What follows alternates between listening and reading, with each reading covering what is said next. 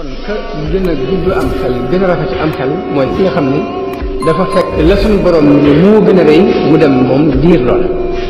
ñoom dañ doon diir ngërëmu yàlla di ko diir lool moo tax sëriñ bi li mu wax mooy isil muridu laa yuridu abada gayra rida rahmani haysu qasada ab murid bi mu soxla mooy ki nga xam ni du bëgg lu dul ngërëmu yàlla fu mu mën a jóg.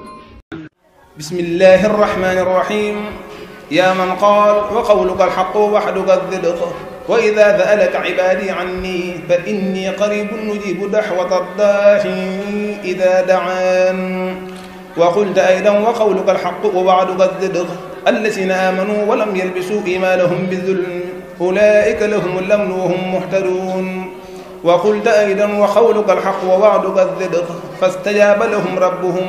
أني لا أضيع عمل عامل فصل وسلم وبارك على سيدنا ومولانا محمد وآله وصحبه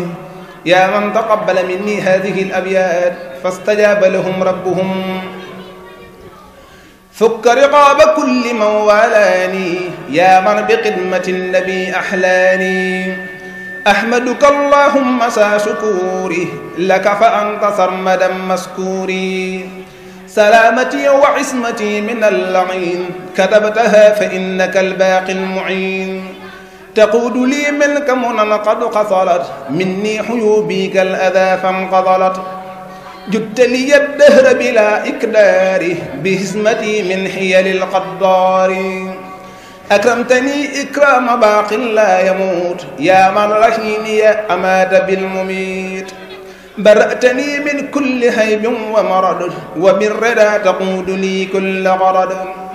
لك سكوري على المصفع سل عليه وبه بينفعي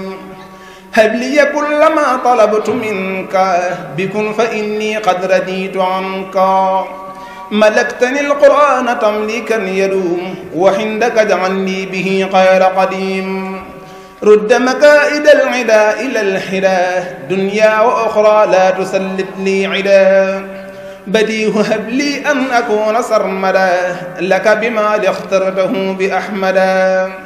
باقي قني بالمصطفى كل ضرر يا من كفاني هدايا والخرر